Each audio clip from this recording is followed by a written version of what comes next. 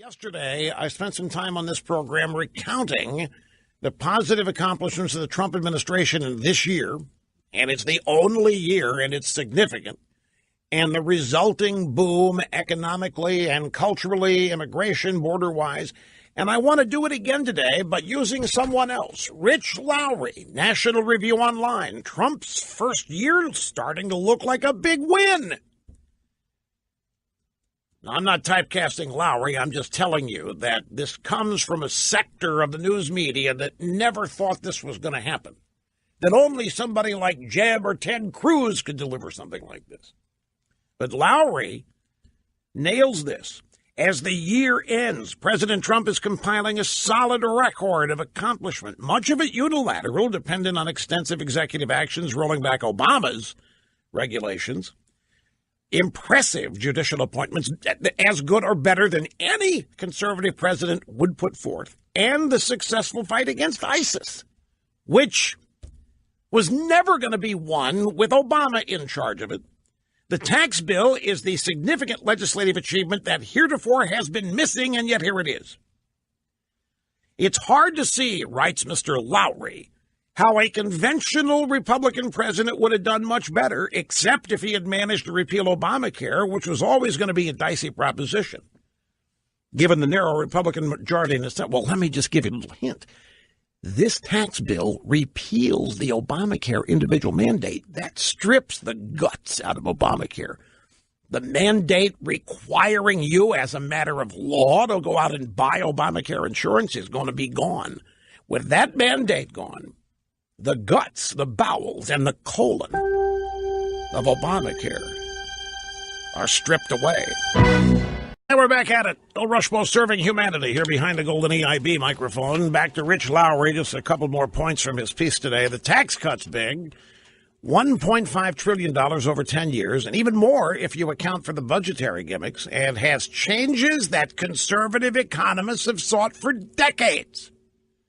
Particularly the lower corporate rate, 35 to 21%. The move to a territorial tax system, companies only taxed on their earnings in the U.S., and the business expensing, meaning companies can write off the full cost of new buildings and equipment and not have to depreciate over thousands and thousands of months.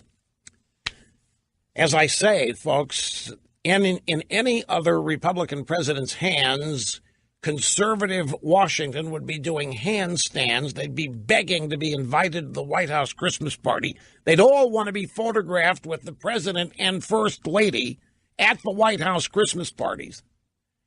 It's just, I was going to say stunning, but nothing's stunning anymore. It's just sad. This continued opposition not rooted in anything intellectual.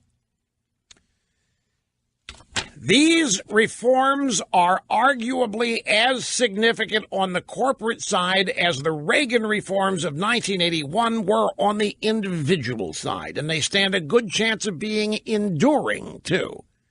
Long-lasting. For those of you in Rio Linda, unlikely we're ever going back up to a 35% corporate rate or returning to a worldwide tax system. But that's not all. Trump's deregulation has been in full gear. The EPA is unspooling major Obama-era rules.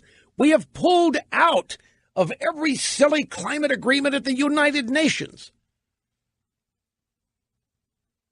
The waters of the United States and a clean power plan Obama has put us in are gone. The FCC has reversed Obama's attempt to take over control of the Internet. It's called net neutrality. Obama, this is another one. Obama, as you well know, blocked the Keystone Pipeline to appease environmentalist wackos who argued that the future of the planet was at stake. Trump green-lighted it without a fuss. And other fracking and other drilling, other pipelines, Trump has authorized them. As such, the New York Federal Reserve is predicting that we may hit 4% GDP growth in the fourth quarter of this year, which basically has 10 days to go. 9 days, whatever it is. We're near the end of the year, near the end of the month.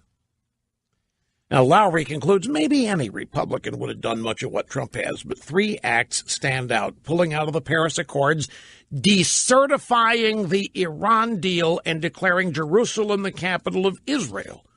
All three demonstrated an imperviousness to polite opinion, i.e. the establishment way of thinking.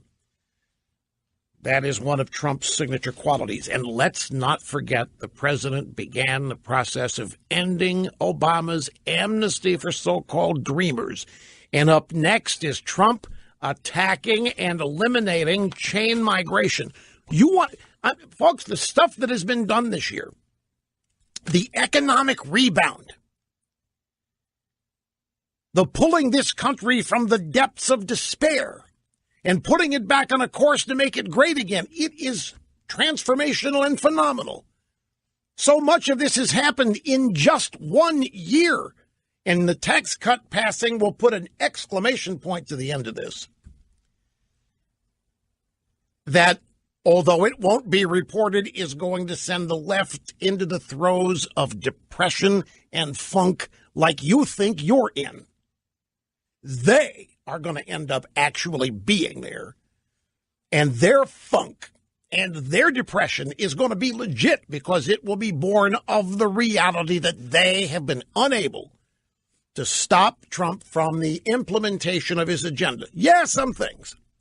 But you look at the forces arrayed against this president.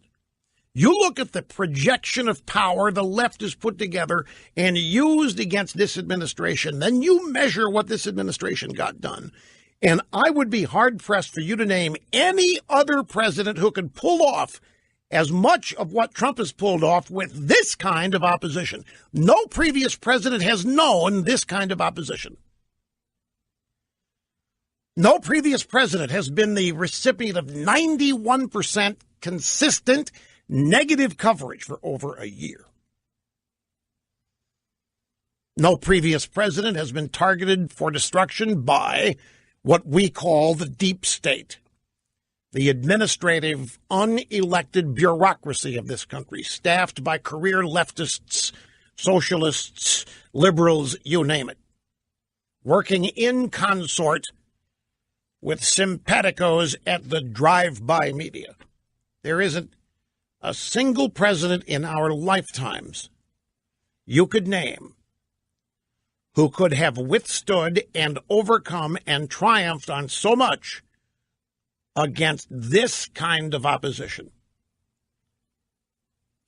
And some are now begrudgingly beginning to recognize it and acknowledge it.